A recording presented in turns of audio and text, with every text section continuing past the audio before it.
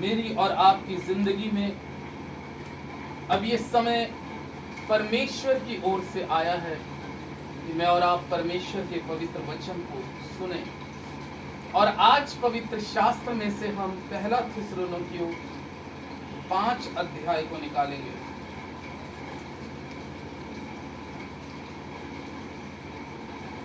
पहले थिस्सलुनीकियों की पुस्तक उसका 5 अध्याय के 19वें पद में परमेश्वर का जीवित और पवित्र कलाम बहुत अच्छी बात कहता है। और यहाँ लिखा है, आत्मा को ना बुझाओ। इसको ना बुझाओ, आत्मा को ना बुझाओ। यानी कि परमेश्वर का वचन आज जो पहला थिस्सलुनीकियों की पुस्तक उसका 5 अध्याय और उसके 19वें पद में जो लिखा है, आत्मा को ना बुझाओ। इसका मतलब हम लोग समझ सकते हैं कि कई बार इंसान के जीवन के अंदर में क्या होता है, कभी कभी जीवन में कुछ प्रॉब्लम है, बीमारियां, गरीबी, कभी कभी ऐसी कुछ बैड न्यूज सुनने को मिलती है, तो कभी कभी अंदरूनी आत्मा इंसान की क्या होने लगती है, बुझने लगती है। कई बार इंसान के जीवन में परिस्थितियां उसको पीसती हैं, कई बार गरीबी उसको पीसती है, कई बार उसके जीवन में कोई दोष और कोई अपराध भी नहीं होता, तो वो परिस्थितियां उसको पीसती है। कभी कभी अपने लोग भी पीसने लगते हैं। लेकिन परमेश्वर के लोगों, इस वचन के अंदर में मेन बात जो कही जा रही है वो ये कही जा रही है कि आत्मा को ना बुझाओ। यानी कि जो दीपक, एक जगह परमेश्वर का वचन में लिखा है कि आत्मा जो है हमारे और आपके जीवन में वो क्या है, एक दीपक के समान। आत्मा को दीपक भी कहा जाता है। जैसे एग्जाम्पल के तौर पर यदि हम बात करें कि एक CFL जल रही है, तो जब तक वो जल रही है, जब तक उसका तार उसमें क्या हुआ है, जुड़ा हुआ है, तभी तक तो जल रही है। लेकिन जब वो CFL की तार अगर टूट जाता है तो वो फ्यूज हो जाती है। फिर आप उसको कितना ही जलाने का प्रयत्न करें, लेकिन वो जल इसलिए नहीं सकती क्योंकि उसका तार क्या हो चुका है, टूट चुका है। इसी तरीके से मनुष्य का जीवन भी परमेश्वर के साथ जब जुड़ता है, तो जुड़ने के बाद में उसके इस तार को तोड़ने का संसार की चीजें बहुत क्या करती हैं, शैतान की युक्तियां प्रयास करती हैं कि इसका कनेक्शन जो है परमेश्वर से कैसे टूटे। और शैतान पूरी कोशिश उस व्यक्ति के प्रति करके रखता है जिसका जीवन में उसका आत्मिक दीपक क्या हो रहा होता है, जल रहा होता है। और जब तक मेरा और आपका ये जीवन एक आत्मिक जीवन जलता रहेगा, तो जैसे एक CFL के जलने से घर के अंदर में प्रकाश होता है, उसी प्रकार से जब मेरा और आपका जीवन परमेश्वर की उपस्थिति में पाया जाता है, तो प्रभु के लोगों, मेरा और आपके जीवन से आत्मिक रोशनी बाहर निकलना शुरू होती है। लेकिन उस आत्मिक रोशनी को खराब करने के लिए शैतान नाना प्रकार का प्रयास करता है, नाना प्रकार की कोशिश करता है। और मैं और आप प्रभु के वचन को जानते हैं, और मैं और आप ये भी जानते हैं कि कौन कौन सी परिस्थितियां, कौन कौन से हालात हमें प्रभु की उपस्थिति से क्या कर देते हैं, दूर कर देते हैं। यकीन जानिए कि जब तक आपका जीवन का संबंध, ये तार परमेश्वर के साथ जुड़ा हुआ है, तो आप एक आत्मिक व्यक्ति है और आपके आत्मा का दीपक क्या हो रहा है, उस घड़ी तो क्या हो रहा है, जल रहा है। दूसरे दायरे में अगर हम बात करें, यदि मनुष्य के जीवन में कोई भी किस्म का आधर्म पैदा होता है, कनेक्शन उसी घड़ी टूट जाता। बेशक हम शरीर के भाव से तो हम जीवित हैं, लेकिन आत्मा के भाव से अब हमारा जब कनेक्शन प्रभु से किसी आदम में या किसी पाप में या किसी स्वार्थ में या किसी घमंड में या किसी भी प्रकार की बुराई में जब मनुष्य का जीवन आ जाता है, तो उसका उस घड़ी परमेश्वर से कनेक्शन टूट जाता। इसीलिए तो पौलुस क्या कह रहा है यहां पर, जो आपके लिए पढ़ा, कह रहा है आत्मा को ना बुझाओ। इसका मतलब है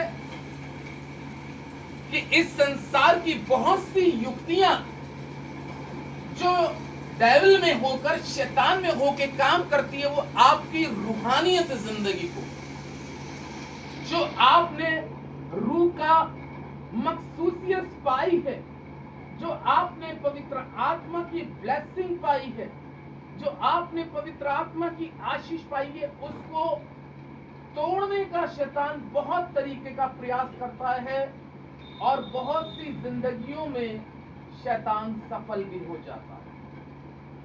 लेकिन हाँ, परमेश्वर के लोगों, जो प्रभु के वास्तव में पूरी तरीके से समर्पण लोग होते हैं और जो प्रभु यीशु मसीह की अपने जीवन में इच्छा करने का पूरा प्रयास करते हैं, उनके जीवन में चाहे कैसे ही हालात बने रहें, वो हालातों को और परिस्थितियों को नहीं देखते।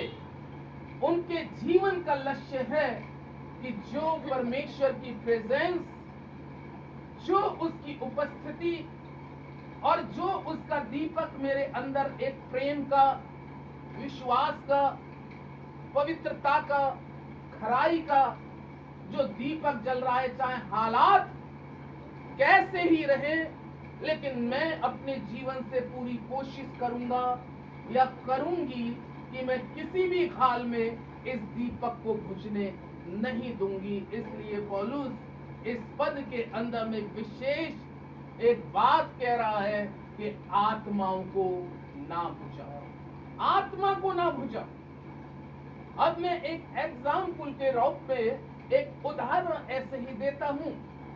अय्यूब के जीवन का दीपक क्या हो रहा था? जल रहा था। अय्यूब के जीवन का दीपक क्या हो रहा था?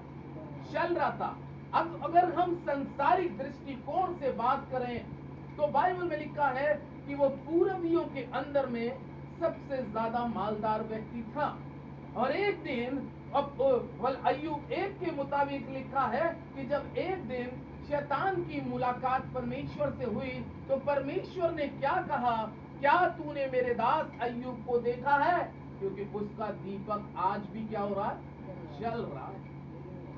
उसका दीपक आज भी क्या हो रहा है? जल रहा है। और उसकी रोशनी पूरे पूरब में क्या हो गई है? फैल गई है। पूरब के अंदर में वो एक प्रसिद्ध इंसान हो चुका है और उसका दीपक, एक ब्लेसिंग उसकी फैल रही है, आशीष फैल रही है। तो तुरंत शैतान ने क्या प्रयास किया?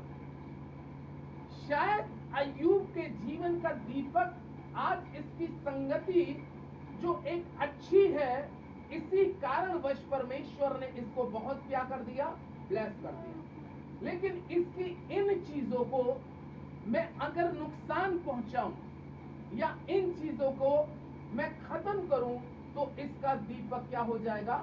बुझ जाएगा।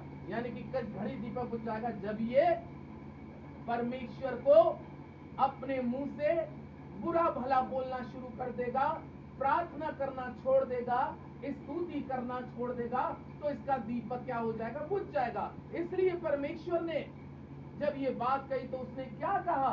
क्या तूने अय्यूब को सब प्रकार की आशीष नहीं दी? क्या तूने उसको पूर्वियों में सबसे ज्यादा मालदार नहीं किया? क्या उसके तूने बच्चों को आशीष नहीं दी? तब परमेश्वर का वचन इस प्रकार से कहता है, प्रभु के लोगों, परमेश्वर ने एक बात कही, देख, जिस अय्यूब की मैं तारीफ कर रहा हूं, ये संसार की चीजें जो तू उसको दिखा रहा है और मुझे जता रहा है, वो इन चीजों से आज भी इसने नहीं करता, क्योंकि उसका दीपक आज भी क्या हो रहा है? चल रहा है। अगर तू देखना चाहता है एक चेक करने के रूप में, तो जा, मैं उसको और उसकी संपत्ति को तेरे हाथों में सौंपता हूं। और बाइबल में लिखा है, आपने पढ़ा भी है कि उसका दीपक, जो आत्मिक दीपक जल रहा था, उसको बुझाने के लिए कलाम में लिखा है शैतान ने उसकी सारी चीजों को, संसारिक सारी चीजों को स्टेप बाय स्टेप खराब करता गया, उसको खत्म करता गया, खत्म करता गया, खत्म करता गया। लेकिन क्या आपने अय्यूब के बारे में पढ़ा है? वचन में लिखा है कि दूसरे अध्याय में कि अय्यूब सिर से लेके पांव तक भी घोड़े से भी भरा। लेकिन क्या शैतान सब कुछ होने के बाद, क्या शैतान उसके दीपक को बुझा सका? नहीं बुझा सका। बाइबल में कितनी सुंदर बात उसने कही थी कि मेरे खुदा ने दिया और मेरे खुदा ने लिया, उसका नाम मुबारक हो। यानी कि उसका दीपक इतनी विपरीत परिस्थिति में भी अपने परमेश्वर में वो वही अय्यूब था जो उसके पास में था। सब कुछ तब भी वो अय्यूब था, और जब उसके पास में कुछ नहीं था तब भी वो वही अय्यूब था जो उसके जीवन का दीपक जल रहा था। कलाम कहता है कि उसने एड़ी से चोटी तक का शैतान ने पूरा जोर लगा लिया कि मैं इसके इस दीपक को, जो आज इसके अंदर प्रेम भरा हुआ है, जो आज प्रभु के प्रति विश्वास भरा है, जो आज इसके अंदर में पवित्रता भरी है, जो आज इसके जीवन में धन्यवाद भरा हुआ है, मैं जब ऐसा करूंगा तो ये अपने मुंह से परमेश्वर की निंदा करेगा। लेकिन प्रभु के लोगों, ऐसा कुछ नहीं हो पाया। क्यों नहीं हो पाया? क्योंकि अय्यूब अपने खुदा से, अपने परमेश्वर से प्रेम करने वाला, इसलिए उसका दीपक उस घड़ी भी जलता रहा जब संसारिक दीपक ऐसी स्थिति में बुझ जाते हैं। बहुत से लोग ऐसी स्थिति में अगर कुछ उनके साथ में ज्यादा बड़ी प्रॉब्लम हो जाए तो अक्सर करके ऐसा बोलते कि अब तो मेरा प्रार्थना में मन नहीं लग रहा, अब तो मेरा परमेश्वर के वचन को पढ़ने में मन नहीं लग रहा, अब तो मैं फास्टिंग रखता था या फास्टिंग रखती थी, अब मन नहीं लग रहा, अब तो मेरा चर्च में जाने का मन नहीं कर रहा, अब तो मैं कुछ नहीं कर पाऊँ। क्यों? क्योंकि मेरी सारी चीजें क्या हो गई? चली गई। लेकिन परमेश्वर के लोगों, मैंने एग्जाम्पल इसलिए अय्यूब का दिया कि हमारे और आपके जीवन में भी कभी कुछ ऐसा नकारात्मक गुजर सकता है, लेकिन आपको और हमको अपने खुदा में सकारात्मक रहना बहुत जरूरी है। प्रभु में सकारात्मक रहें। अय्यूब का अगर हम संसारिक दृष्टिकोण से बात करें तो यूं तो बात सच है कि अय्यूब की संसारिक रीति से लोग कहते होंगे अब इसकी सब चीजें चली गई, उसका संसारिक रीति से तो दीपक बुझा, लेकिन आत्मिक रीति से उसका दीपक फिर भी क्या रहा? जलता रहा। काश मेरा और आपका भी जीवन खुदावंद यीशु मसीह में ऐसा ही पवित्र और ऐसा ही खरा हो, ताकि हालात, परिस्थितियां हमारे विपरीत चाहे कितना ही अगेंस्ट जारी हो, लेकिन अपने परमेश्वर में, इसलिए पौलुस कहता है आत्मा को ना बुझाओ। और उसका अंतिम समय तक दीपक जलने के कारण क्या हुआ कि अय्यूब के जीवन के अंदर में जितना उसका नुकसान हुआ था, परमेश्वर ने उसका दुगना उसको लौटा दिया, क्योंकि उसके अंदर में दीपक जल रहा था। अगर वो उस घड़ी वो टूट जाता, बिखर जाता, तो शायद वो ये कामयाब नहीं हो पाता, लेकिन उसका दीपक तब भी जलता रहा। एक उदाहरण और हम बाइबल में से देंगे, उत्पत्ति की पुस्तक और उसका 41 अध्याय। आपने परमेश्वर के वचन में यूसुफ के बारे में पढ़ा होगा। यूसुफ याकूब का कौन था? बेटा था। और बाइबल में लिखा है क्योंकि यूसुफ परमेश्वर के साथ था, परमेश्वर के वचन में जुड़ा हुआ था, उसके भाई उससे बैर करते थे। कलाम कहता है कि जब ये अपने भाइयों को रोटी देने जंगल में जा रहा था तो परमेश्वर का वचन में लिखा है कि वो सारे भाइयों ने देखकर क्या कहा? आओ हम इसको गड्ढे में डाल दी। और बाइबल में लिखा है उसको गड्ढे में डाल दिया। देखिए, लेकिन जिसको परमेश्वर निकालना चाहे, उठाना चाहे, जिसके दीपक को परमेश्वर जलाना चाहे, तो उसके दीपक को कोई बुझा नहीं। यही तो सोच रहे थे उसके सगे संबंधी भाई कि हमने इसको गड्ढे में डाल दिया, अब तो ये क्या हो जाएगा, मर जाएगा। लेकिन जिसका दीपक परमेश्वर जलाए, जिसको जीवन दान परमेश्वर दे, उसको ये जीवन को कोई भी हानि कर नहीं सकता। उसके बड़े भाई रूबिन ने कहा अपने भाइयों से, ये हमने अच्छा नहीं किया, इस भाई को उसमें से निकालो। लेकिन इस्माइलियों का दल आ रहा था, उनके हाथ भेज दिया, बिक के मिस्र में पहुंच गया। मिस्र में पहुंचने के बाद में जिस घर के अंदर में रहा, वो घर का व्यक्ति आशीषित होने लगा, फलवत होने लगा। लेकिन बाइबल हमें बतलाती है कि उसकी पत्नी, मिस्री की पत्नी ने यूसुफ पर दृष्टि करी कि अच्छा है, खूबसूरत है, और उसके साथ पाप करने का प्रयास किया। ये शैतान की तरफ से आ रहा था। क्या आ रहा था कि इसका दीपक क्या हो जाए, बुझ जाए। क्योंकि यदि यूसुफ पाप में शामिल हो जाता तो उसका दीपक क्या हो जाता, बुझ जाता। याद रखिएगा, कभी भी कैसे मोड़ आ रहे हो एक पवित्र जीवन में, तो याद रखिएगा, क्योंकि ये शैतान की कोशिश है कि आपके दीपक को बुझाने का। लेकिन बाइबल में लिखा है कि यूसुफ ने उस पाप करने से अपने आप को बचा लिया, क्योंकि यूसुफ जानता था अगर मैं इस गुनाह में आ जाऊं तो मेरा दीपक क्या हो जाएगा। पहले भाइयों ने दीपक बुझाने का प्रयास किया, फिर बाइबल में लिखा है उस मिस्री की पत्नी ने उसका दीपक बुझाने का प्रयास किया। उसने उसके साथ पाप नहीं किया, उस पर झूठे आरोप लगाए गए। उस कंडीशन में भी उसका दीपक बुझ सकता था। झूठे आरोप लगा के, कलाम में लिखा है, जेल में पहुंच गया। काय में पहुंच गया, जेल में पहुंच गया। लेकिन वहां पर भी उसका दीपक क्या हुआ, जलता रहा। कैसे दीपक जलता रहा, क्योंकि वहां पे राजा ने जो 2 सेवकों को उसमें डाला था, खिलाने हारे को और पिलाने हारे को, उन्होंने जब सपना देखा बड़े विचलित थे, परेशान थे कि कौन हमारे इस सपने का अर्थ बताएगा। तब यूसुफ ने उन्हीं सपनों का अर्थ बताया, पिलाने हारे से कहा तू तो राजा के साथ फिर उसके सम्मुख खड़ा होगा, लेकिन खिलाने हारे वाले को बताया तेरी मृत्यु राजा इस प्रकार से कराएगा। और जैसा उसने उन सपनों का अर्थ बताया था वैसे ही हुआ। एक समय क्या आया, परमेश्वर का वचन में लिखा है कि फिरौन ने भी 2 सपने देखे। फिरौन ने 2 सपने देखे।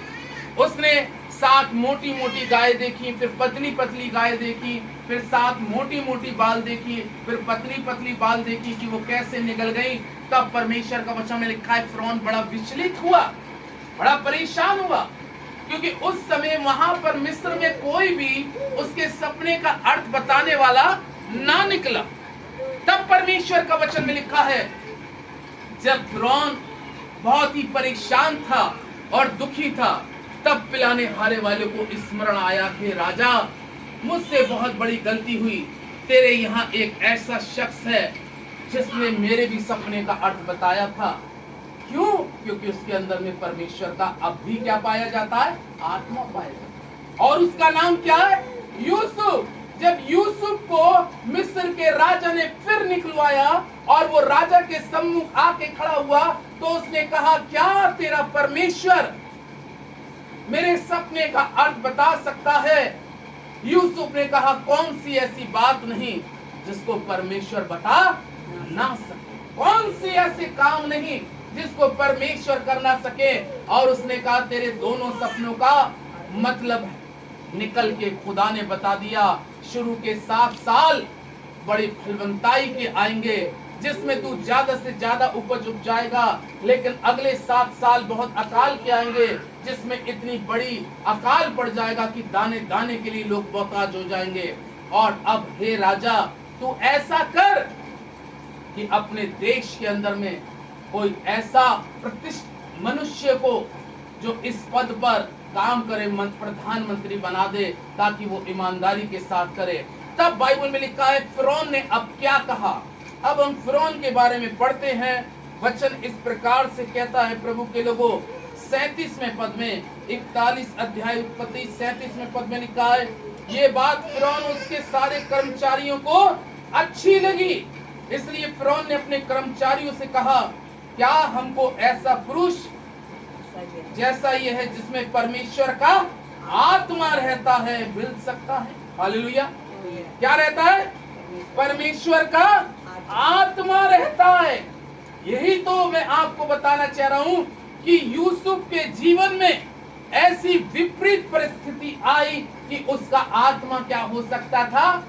बुझ सकता था, लेकिन उसने उन सारी परिस्थितियों में भी अपने परमेश्वर के साथ अपना संबंध खराब नहीं किया। मैं जेल में हूं, कोई बात नहीं, मैं गड्ढे में पड़ा हूं, कोई बात नहीं, मुझ पे फिरौन की पत्नी झूठे आरोप लगा रही है, कोई बात नहीं, लेकिन मेरा जीवन जो परमेश्वर ने मेरे अंदर में आत्मा दिया है, मैं किसी भी आधर्म से इसको अपने पास से जुदा होने नहीं दूंगा। और वो हर कंडीशन में रहा। कलाम क्या बताता है कि जब ऐसी बात फिरौन ने कही कि ऐसा पुरुष जिसके अंदर में परमेश्वर का आत्मा रहता है हमें कहीं मिल सकता है? पूरे मिस्र में तो मिला नहीं। हालेलुया। पूरे मिस्र में मिला? फिरौन ने तो सब लोगों को बुला लिया था, इनविटेशन सबके पास था, कोई तो बता दे, लेकिन वो आत्मा पूरे मिस्र के अंदर में किसी के अंदर में नहीं था जो यूसुफ के अंदर में था। और यूसुफ के अंदर में जो आत्मा था, उसी आत्मा के बल पर परमेश्वर का वचन में लिखा है कि मिस्र के राजा ने कहा कि आज इस बात की घोषणा की जाती है कि देश का प्रधानमंत्री यही बनेगा। आमीन। क्योंकि परमेश्वर का आत्मा उसके अंदर में था। लेकिन परिस्थितियां उसको बुझाने का पूरी तरीके से प्रयास तो किया, लेकिन वो आत्मा को क्या नहीं कर पाए? बुझा नहीं पाए। यही परमेश्वर के लोगों, आज परमेश्वर चाहता है कि उसका आत्मा जो मेरे और आपके जीवन में आया है, चाहे हालात परिस्थिति कैसी रहे, लेकिन ये आत्मा बुझने ना पाए। परमेश्वर इस वचन पर आशीष दे। आमीन।